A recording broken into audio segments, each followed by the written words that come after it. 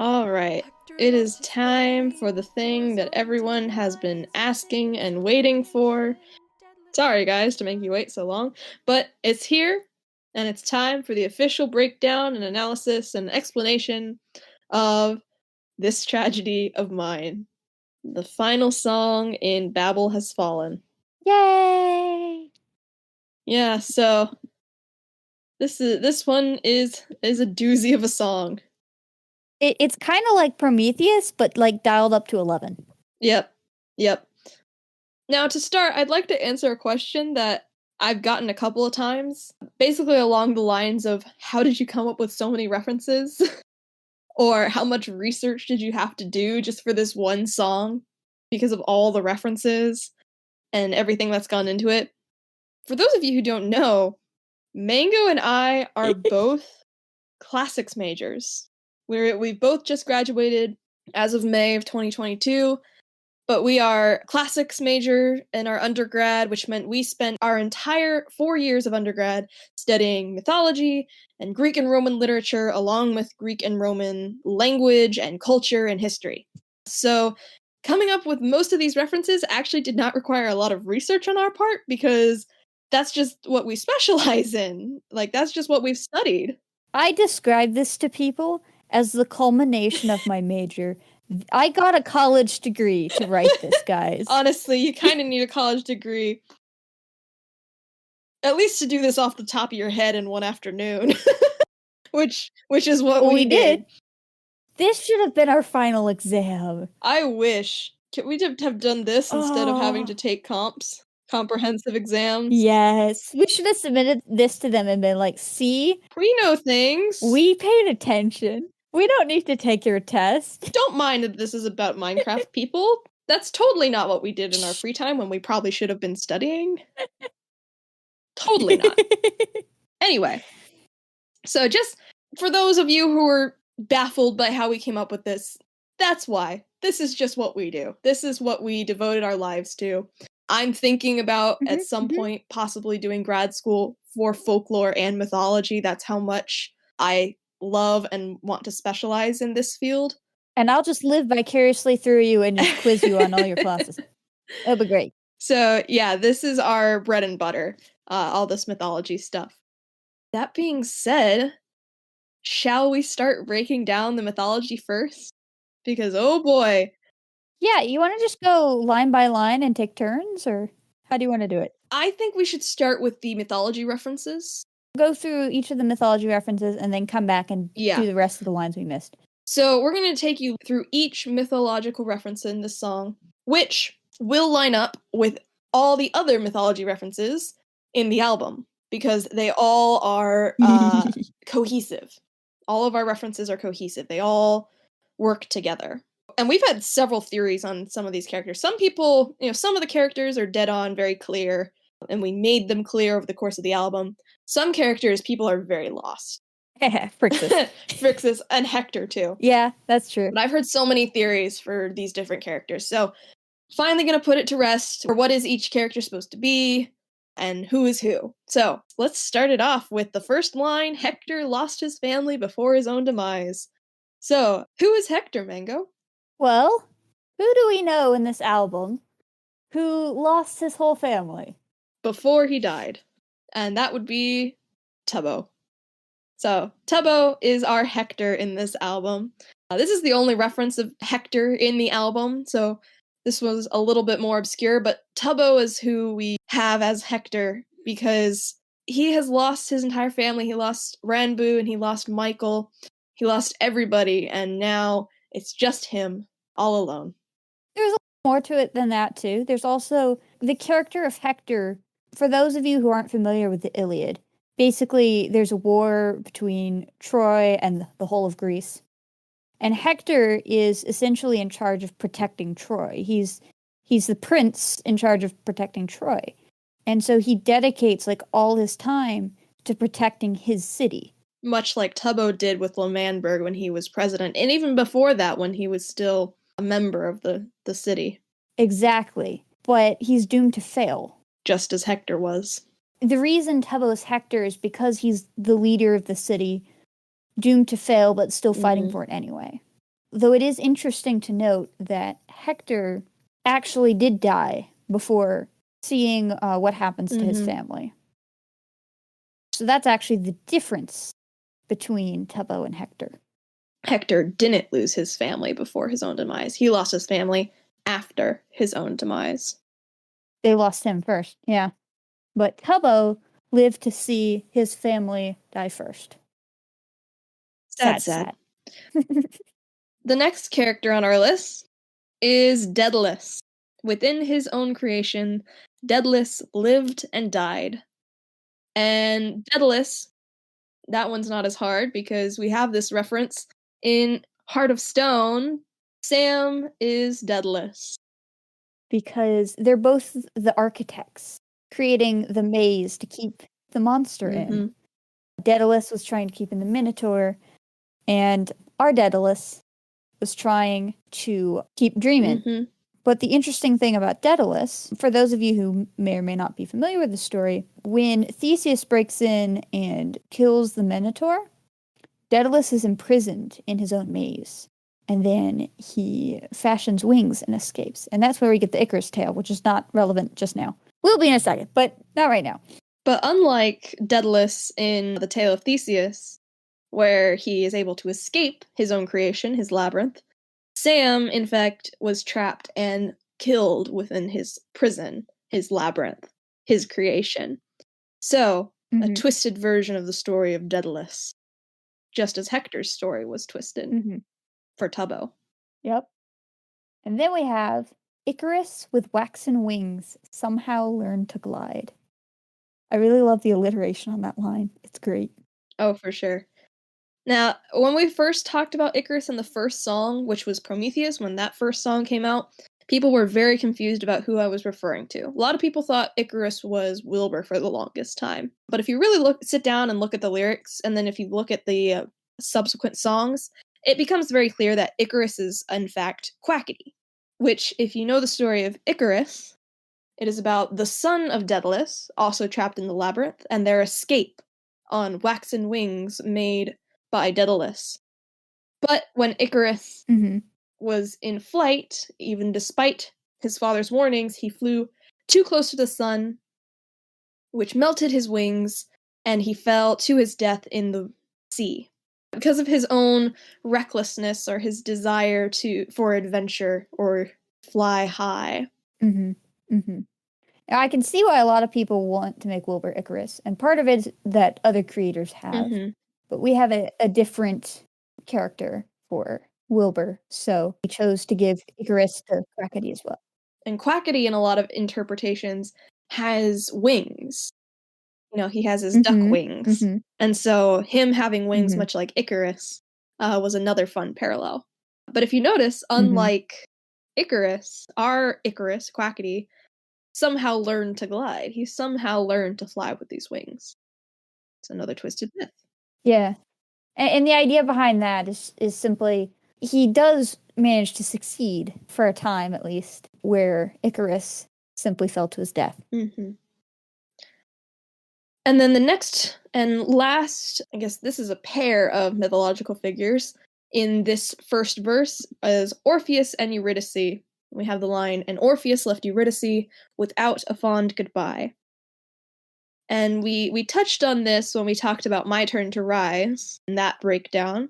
Orpheus is our Wilbur, and Eurydice is the city of L'Manberg. In this context, Orpheus left Eurydice without a fond goodbye, instead of being heartbroken about losing his love, as Orpheus lost Eurydice. Wilbur is not too sad that L'Manberg is gone, since he himself destroyed it. Which is a bit of a scary twist on that myth, I think. You really think about it. The person you're meant to love, you kill them instead. Like, that's a scary person, you know? So now we move on to verse 2 and the last half of our mythology references in this song. Thanatos escaped his chains, refused the mortal's call. So Thanatos, if you're not familiar with him, he's the Greek god of death. He's also he's got wings. And so it made sense to make Phil Thanatos, because he's the angel of death. He's associated with the goddess of death, i.e. Kristen, and he is typically, although he never had wings in the Dream SMP, on his skin, canonically he is described as having wings. Broken wings. After the fall of L'Manberg. So one of the stories of Thanatos is, see, how in depth do we want to go on this? I could give a summary.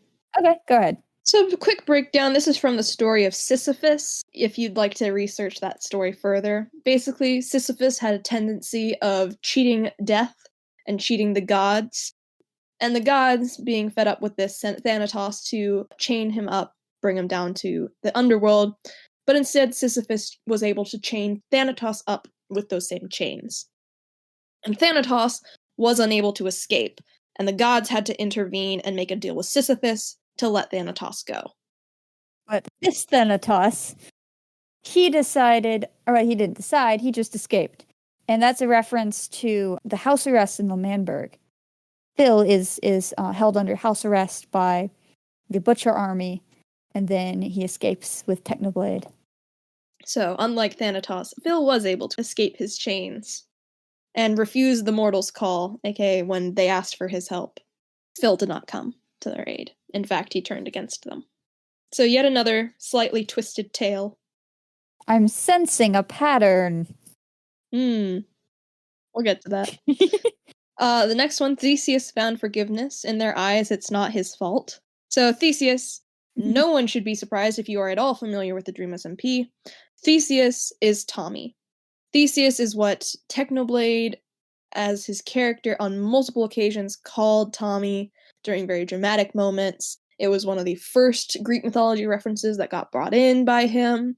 So it is very prominent, and obviously we had to keep Tommy as Theseus. It was too classic to change at that point.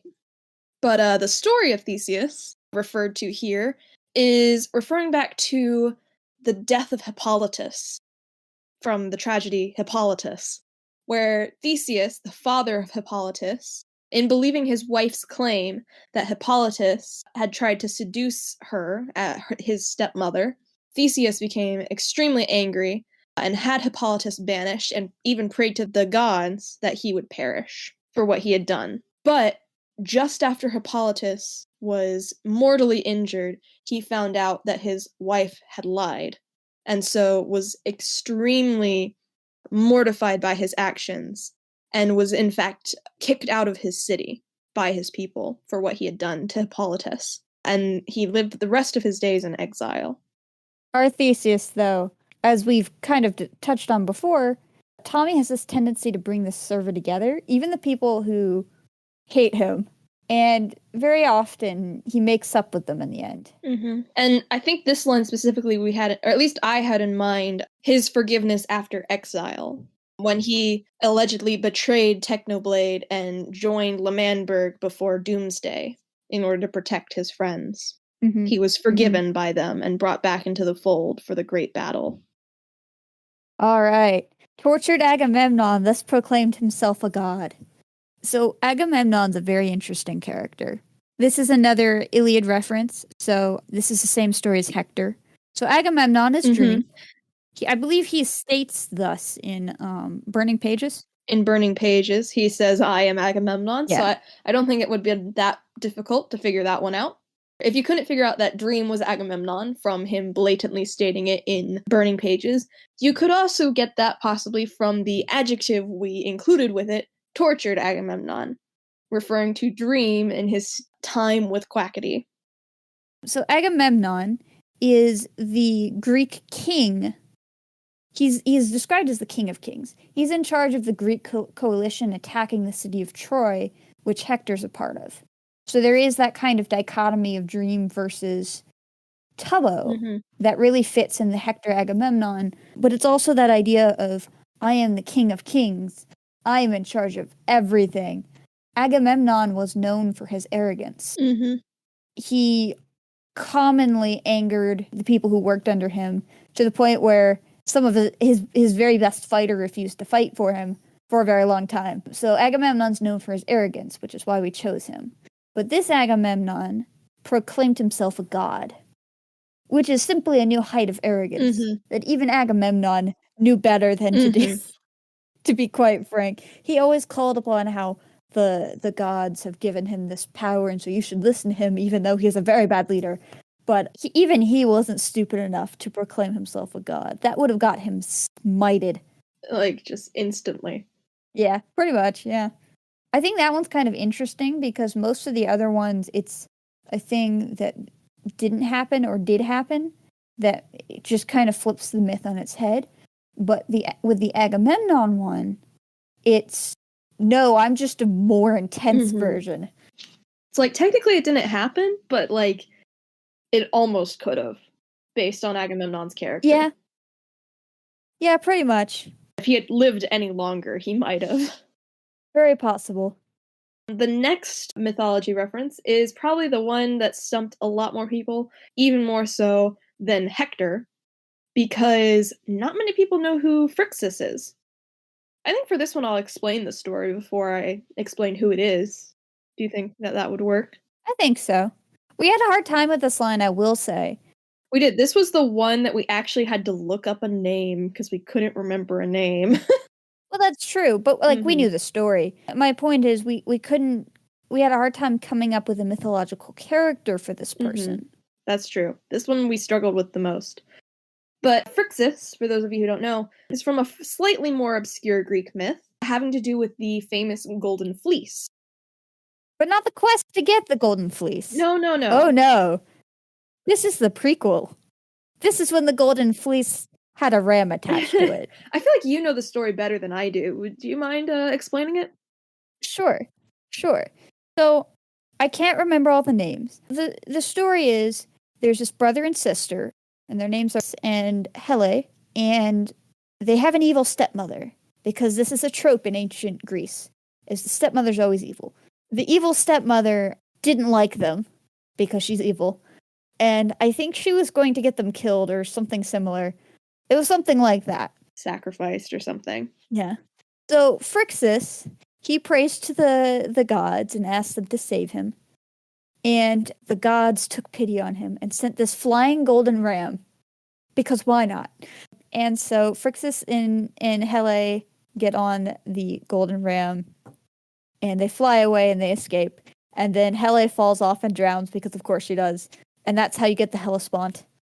That's why it's named that. And Phrixus flies off with the golden fleece. But the important part of the story is that the golden ram comes to save them. It's their savior. But in this line, it's Phrixus saw his savior seeking someone called a fraud. It's seeking someone else, not seeking Phrixus like the original story. So our Phrixus is in fact Connor Eats Pants. So it's Connor. Phrixus is Connor. It's in reference to the prison break, where his savior, aka the rescue party of the syndicate, are seeking someone else, not Phrixus, despite the fact that Phrixus had a savior. And people were also confused about who the fraud was. And the fraud we're referring back to is, in fact, Dream. Oh, I'm trying to remember why he was the fraud. It was because he was claiming to be a god, right? I mean, that's part of it. His whole thing was he wasn't who he proclaimed to be. He was pretending to be a good guy and he was a bad guy. So I think that's kind of the general logic of it. It was just, you're a bad leader. Yeah, so Dream is manipulative. He's never exactly where he's supposed to be or on the side. On anyone's side, he's never really truthful. He's always sort of a fraud. He's a liar, he's a fraud. And they were searching for him instead of for Phrixus. So that is who we're referring to in that line. And finally, the last big mythology reference we have in this song is I'm Still Prometheus. I thought I broke the chains. Which I feel like most people could figure this one out based on my prior songs, which Prometheus is Technoblade. What's really interesting about this one, I have to say, and we can get to what exactly this means in a second, but from the very first song, from Prometheus itself, Technoblade actually presents the story differently than it's supposed to be anyway. The story of Prometheus. Because Prometheus was the creator of man, and he also stole fire from the heavens and brought it to man so that they could have fire. You know, he talks about like the light of enlightenment is kind of what he talks about there. But he was punished by the gods. He was chained up, and a large bird whose nature I always forget because there are many. It's an eagle. Okay, because there's several instances of this, so it's hard to keep track of which bird. In that instance, it's supposed to be an eagle because it's a symbol of Zeus and his punishment towards Prometheus. Okay. Fair enough. An eagle is sent to eat his liver. Because why not? Maybe because it's painful? Technoblade states in Prometheus, I'm not the one the ravens will dismember, which is his kind of twist on that. And he says, no, I'm not going to get punished for this. You're going to get punished for rejecting me. That's a very different version than the original tale of Prometheus. Right. And so this line is referencing the same thing. I thought I broke the chains.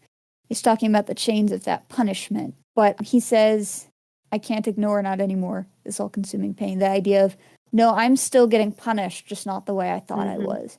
That's that kind of realization. Do we want to talk about the pattern now? Yeah. So if you notice, all of these stories, these myths, as we've demonstrated in their retellings and their comparisons to the Dream SMP characters, they're not quite as they should be. They don't quite follow the original tales, and in fact, most of them are intentionally slightly twisted. And that was very intentional on our part for this entire song. In fact, one of the original titles for this tragedy of mine that we threw around was actually Twisted Myths. And the phrase still survived, as you can probably see in the first verse. These twisted myths cried warnings that this old fool failed to see. He's not referring to the Greek myths. He's referring to the Dream SMP characters that are fulfilling these myths, but in twisted ways. And he's lamenting that in seeing this and seeing these patterns, he should have realized that one other story was going to be twisted, and that was his own, between himself being the wizened mentor and his hero mentee, who is Ranbu. I think this is actually where we started out when we wrote the song. I could be wrong. I don't remember too well now.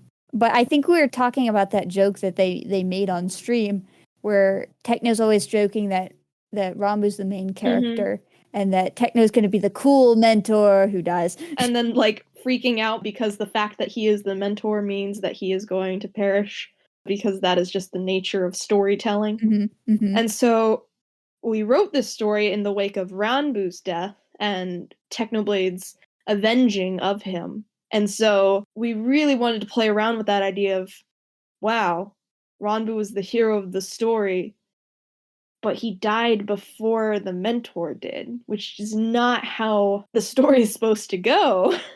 And so that's kind of what started us down this road. And then we looked back at all of our mythology references within the entire rest of the album, and we recognized this pattern that we'd been, sort of doing intentionally, but really picked up on the fact that every single story we were referring back to was just a slightly twisted version of that. It wasn't a perfect lineup, and we loved that.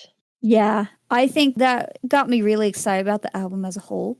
We wrote this song before several of the others. We had to sit on this for a very long time. We wrote this one back in March, and I'm going to link to the playlist of all the Babel Has Fallen songs in the order we wrote them, as opposed to the order they were uploaded or actually the way they are in the album. Just so you can see kind of the progress of us writing these songs and see where some of these ideas kind of originated from. Yeah, so I don't know. I just think it's so cool. I think the way it lines up is all really cool, and I'm really pleased with it. Yeah, we have all these twisted myths of the hero dying before the mentor, all these Greek myths being turned on their heads. And then on top of all that, we have the chorus, which I love the chorus. So it's kind of set up in the wake of this realization. These twisted myths were warnings. And now, too late, I see this fate bleeding out before me. Now I see, Rabu's dead, and I realize, oh, this was going to happen all along. I should have seen this coming. And then the chorus starts up, and he starts wondering, is this my limbo?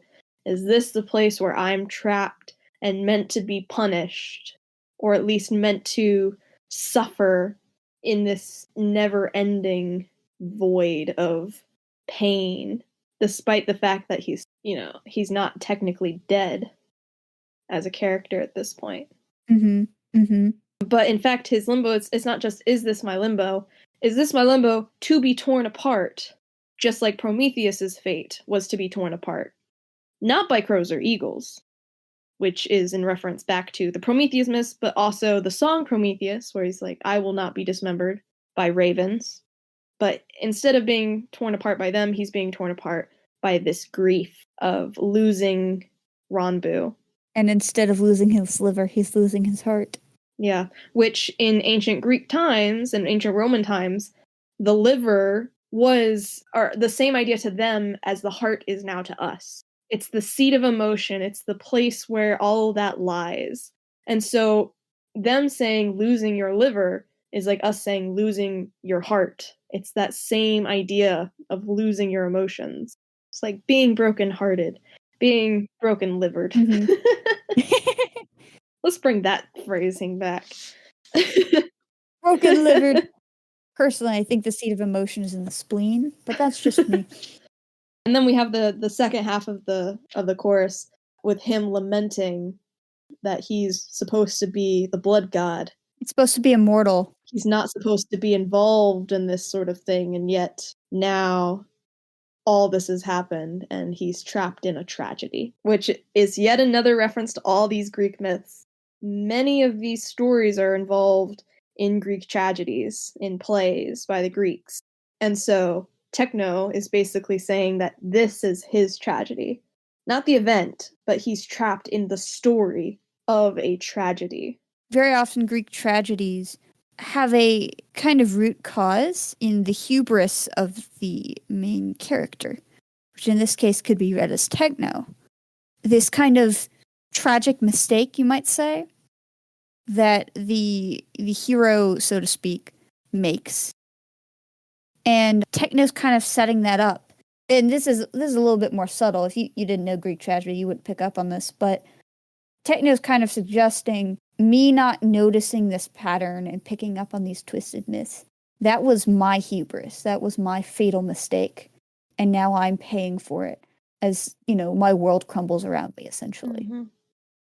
But just to harken back to how many of these characters are either cause later Greek tragedy plays, like their stories set up Greek tragedy plays, or they are actively involved in Greek tragedies. We have Hector, whose death sets up the women of Troy, which is a tragedy. Theseus, again, we talked about the tragedy of Hippolytus, which is a play. Agamemnon, there's the tragedy Agamemnon. There's at least 3 named Agamemnon. And there's also Prometheus Bound, which is the first of a trilogy of Prometheus-centered tragedies. Mm-hmm. So we have multiple tragic characters from Greek tragedies specifically referenced in this song, which just it's layers. This song is all the layers. Yeah. Like, we spent a day writing this, but we spent a day writing this. Right? We spent a day writing this, but we spent years and years preparing for this. Yeah, not only did we spent the whole day and much of the evening writing this song, a whole afternoon and a whole evening writing this song. And then we had to set up this song with every song that was written after this tragedy of mine. And then we started releasing the teasers with the mythology stuff. Oh yeah, that was a lot of fun. That was so much fun. For those of you who aren't aware, there's a Discord for Night of Endale, which you should join.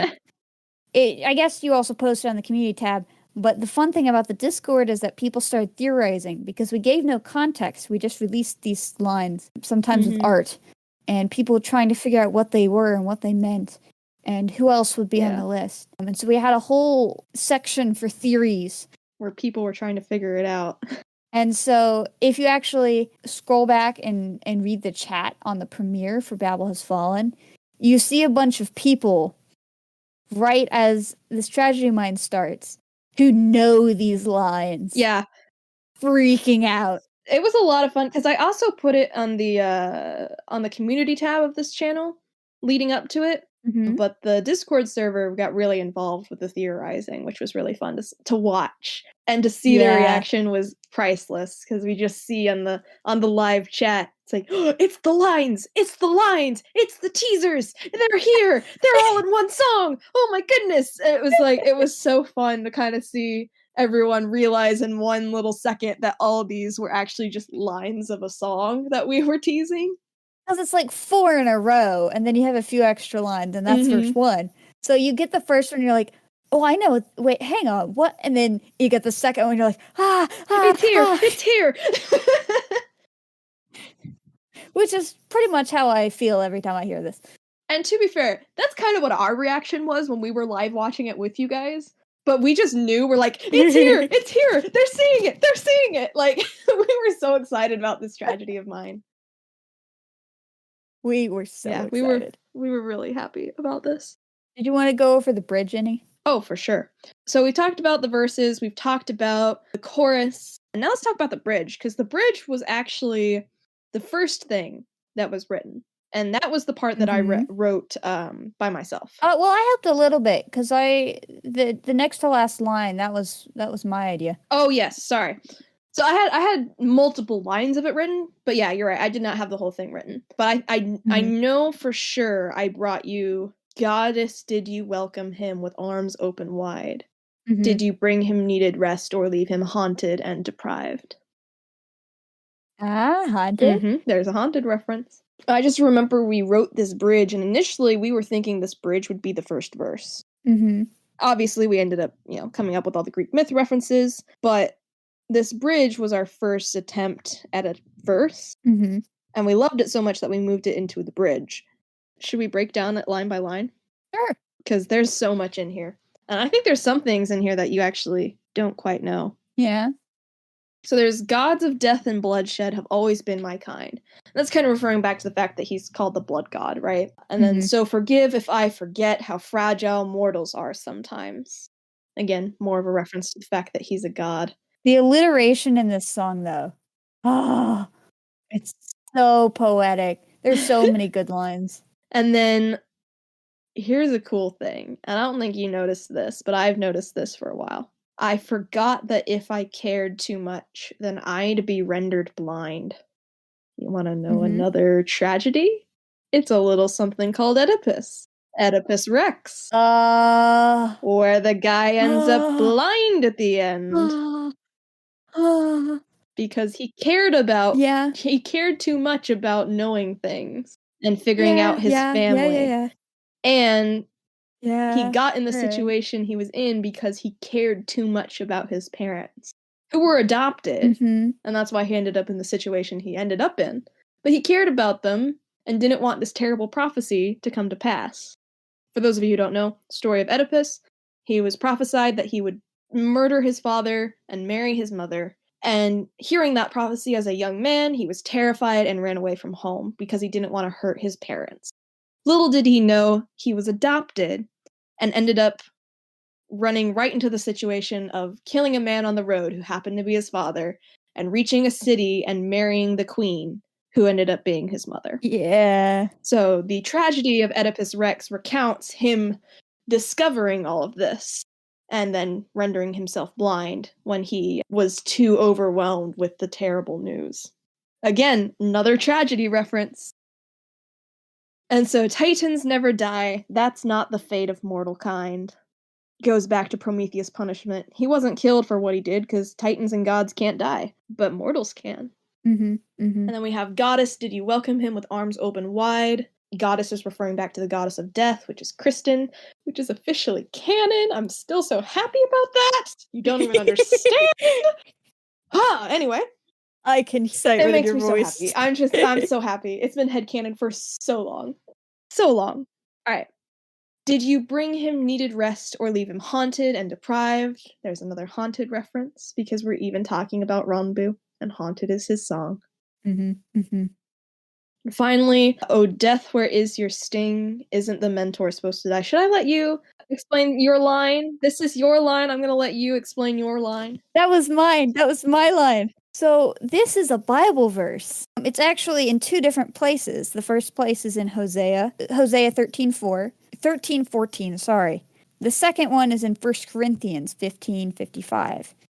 And essentially the gist of it is it's talking about, I'd have to go read all the context again to give you the full version, but essentially what it's talking about is with the resurrection of Christ and the concept of redemption, death means nothing to us. We have nothing to fear because we have immortal souls and the promise of resurrection one day. And so that's the idea of, oh, death, where's your sting? But originally in the prophecy in Hosea, it's actually a very tragic line. Maybe I should look up the context. Hold on. Just so I can explain it a little better. If you couldn't tell by the title of this album, Babel Has Fallen, we like our biblical references in this album just as much as we love our Greek myth references. Yeah, so the idea of this is it's a passage about judgment. It's the typical concept of judgment in the Old Testament, which is, God says, you've turned your back on me, so I'm going to turn my back on you. And here's what's going to happen because you defied me and spurned my name. And the actual line, oh, death, where is your sting, is actually a really sad line because the idea of it is, can I just die now so that I don't have to do it? That's how bad things are right now. Which is more of the way it is in this line in the song. Right. And that's kind of, to one knowing the context, that's what's so sad about this line, is it is the earlier version of the line. It's the sad version. Because in this world, there is no redemption as far as Rambo is concerned. No one is going to resurrect him. He's just going to stay dead. Dream is not going to get involved and resurrect him, and no one even attempts. And that's the tragedy of this, is in the newer version of the line in the New Testament, there's this hope of redemption to it. It's actually like thrown out as like oh, death, where's your sting now? Yeah, it's supposed to be a taunt. But we don't get that here. Yeah, it goes from a lament to a taunt. But we don't have that here. We actually have a reversal of that. Back in Prometheus, we have Technoblade laughing in the face of death and, I'm immortal. How dare you defy me? And here he's like, oh, wait, death exists? What? And that's the tragedy to me, is like there's actually a reversal of it. Going from no fear of death to, oh, death has taken everything from me. And not even that, but, oh, death, where's your sting? Why couldn't you have taken me? Isn't the mentor supposed to die? Exactly. It's a very sad line. And I will admit, this was the one song, because I feel like we need to address this, after Techno's passing, that made me really doubt whether or not I should put this song in the album. Like, we had this song written, and it was just waiting for the album's release for a good 4 months before Techno's passing, before the news reached the community. And I really stopped and wondered whether or not this should go in the album, because I wasn't sure how people would receive, especially this line. Seeing people's reactions to it, though, I'm happy I put it in, but there was a moment there where I didn't even think I would be able to sing the song to be able to record it for a while, because I could not get through that line. It was so hard to sing that line. But it ended up in the album, and I think besides Prometheus, it is one of the most popular songs, which is really cool to see. And I do think part of that is because a lot of people did read it as a lament for Technoblade, the content creator, as well. Yeah. I think it is kind of twofold of, yeah, in a certain sense you can read it that way, but this is also a celebration of his works. This is us, taking his tendency towards mythology and dialing it up. And his literature references. Right. I'm sad he never got to see this song, because I think he would have really appreciated it. Yeah. This was us really trying to get into the mind of Technoblade as a storyteller. Yeah. This is our love letter to him, you might say. Mm-hmm. Him and his works having inspired us so much. Yeah. So, yeah, it's a celebration, I think, of Technoblade. For sure. And now only the chorus sings this tragedy of mine, which is the last line of the bridge. You might not think this has a reference in it, but it does. And it's great. Yeah, on moving on to a slightly less somber note.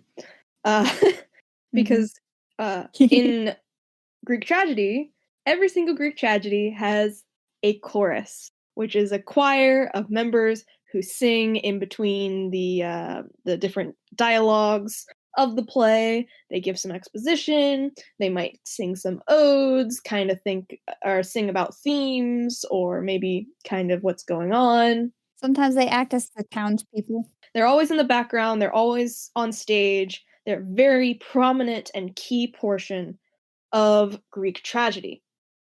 So we had to include the chorus, as a part of this song that references so heavily Greek tragedy. And so, but my vision was always the chorus is Techno's voices, the voices in his head, which is us, the audience, the enjoyers of Technoblade. And so they're the only ones singing this tragedy of his, this tragedy of mine. And so the chorus sings the last iteration, or the last few refrains of the chorus, and we get to, I don't even know what I called this ad-libbing. I don't think that's the right word for it, but this outro bit, I guess, would be a better word for it, which is the last bit we can break down, which is what the character Technoblade is singing over top the chorus at the very, very end. And it's one last reference to Prometheus to kick it all off, to end this grand symphony of an album. It's wrapping it up right where it started with Prometheus.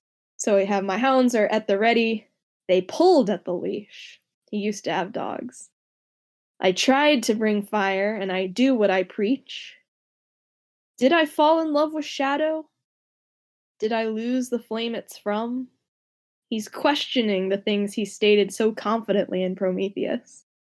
Because Ranbu has now changed his entire philosophy. Is all fair in love and war? Everything has been flipped on his head since Prometheus. Since he's met Ranbu and has become a mentor to this character. Now he's wondering, am I losing the light of enlightenment? The fires of enlightenment? Am I losing this fire? Is all fair in love and war? Because what Sam did to Ranbu is an act of war, and that did not feel fair. And it's using my philosophy. Is this what my philosophy looks like to other people? Mm-hmm. He's completely questioning everything that he said so confidently at the beginning of the album, which is sort of how Techno's character arc went in the Dream SMP. Mm-hmm. As soon as he was a part of the Syndicate and was friends with Ranbu, he was no longer this, unstoppable force that couldn't be controlled. I mean, he had this connection with Tommy, but even then, he still destroyed L'Manberg despite Tommy. Mm-hmm. But Ranbu just affected Technoblade in a very different way for some reason. I think part of it's that Ranbu stuck around. Mm-hmm. Whereas Tommy, he saw Tommy as abandoning him. Yeah. And then you have the beloved reference. Mm-hmm. And then we have this last iteration. I gave you a home, but they took you away. Which is so sad. Because the original line is, you gave me a home, but then you turned away. Or then the earlier version, they gave us a home, but they took it away. So either way, it's talking about the home being given and taken away. Yeah. But now it's, I gave you a home, but they took you away. Which is just this one last summary of what happened. Yeah. And it's this tragedy of mine. I did forget to add, in between, is all fair in love and war, we get this other O, different than the O's that come after all the other iterations of this tragedy of mine. Mm-hmm. And it's different because it's from Keep Me Alive. It's the the O from Keep Me Alive, referring back to that concept. Is all fair in love and war? I gotta keep you alive. I gave you a home, but they took you away. Yeah. Which is a really subtle nod back to that Keep Me Alive song that I'm still really happy about. It sounds beautiful. Oh, thank you. Huh. Yeah, that is this tragedy of mine broken down pretty much line by line. This Twisted Myths song, as it was originally called. My advice to you is now that you've heard this, go back and listen to In a Castle on a Cloud again. I know we talked about it already, but go back and listen to it again, especially those lines I kept pointing out that say, I said to look at later, like all the tales that I've written that are gonna guide my way back. There's so much in that one that relates to this one, that calls out the theme that we thought we invented here in this tragedy of mine, but's actually implied in a castle on a cloud. Well, here's the craziest thing. How often do you use the word tragedy in a song, right? Like that, you don't Right, hear that in a song very often. But tragedy is in a castle on a cloud. it is. Which just still baffles me, because those songs are separated by a good, what, 8 months? Like, and I wasn't even thinking about In a Castle on a Cloud when I wrote this. Right. I was still kind of avoiding In a Castle on a Cloud. I was still in the time that I didn't like that song when I wrote this. It's just, yeah, listen to these two back to back, and you'll see some interesting connections that we did not intend, obviously, because we're baffled by them. But yeah, it's really interesting to see. But yeah, this tragedy of mine. It's probably my second favorite. This is definitely the most sophisticated of any of the songs in this album.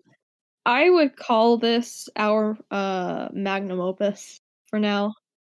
This is our magnum opus at present. Of this album, this is our magnum opus. This is the culmination of our college degrees. Look, we did it! We did something useful. Look, Mom, I learned things in college. Look, Mom, it wasn't a waste, I promise. I wrote fan music about it. So yeah, I think the song is great. I hope you think the song is great. I mean, I think the just the 100,000 plus views on this video is a testament to how great people think this song is. So, which is incredible. Thanks to everyone who's watched and enjoyed and theorized. Mm-hmm. I hope you continue to enjoy it. I hope you enjoyed this explanation. And all these explanations and discussions and breakdowns of all the songs of Babel's Fallen over the last few uploads. It's been quite a lot of fun. Mm-hmm. I'm not looking forward to editing any of it. I'm looking forward to seeing the edits when you're done with them. You do realize you have to listen to your own voice, right? Oh.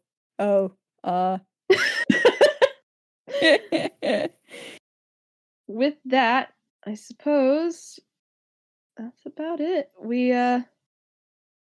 Yeah. I have my little deep dive analysis retrospective, but I guess I'll do that. Yeah. Probably in a separate video. Do you want to link that below? Sure. Yeah. I'll link that. Sure. Okay. Yeah, that'll come out whenever it gets posted, probably around the same time as this video. Mango has her own thoughts on top of all this. I have some interesting thoughts. On top of all this, there's actually a layer you can go deeper, guys. Can you believe it? So come on over to wherever that video gets posted and you'll see what I mean. Yeah. It's a time. Hopefully by the time this is out, I'll be actually uploading music soon. So I'll let Editor Knight confirm or deny that claim. Just about now. But yeah, I think with that, we did it. Subscribe. Tell Knight she's cool and that she's awesome. And that we appreciate I'm gonna her. Hide now in a hole. She'll get flustered and it's really funny. Why do you do this to me? Because that's what friends are for. Anyway. Bye. Y'all have a lovely day. Thank you. Make sure to like and subscribe if you want. If not, have a good day. And I will see you guys around. Bye. Yeah, we did it. We did it. We did it. Yay! Despacito. Do-do-do. That's still not how the song goes. I don't remember. It's been 20 years. I learned nothing from Dora.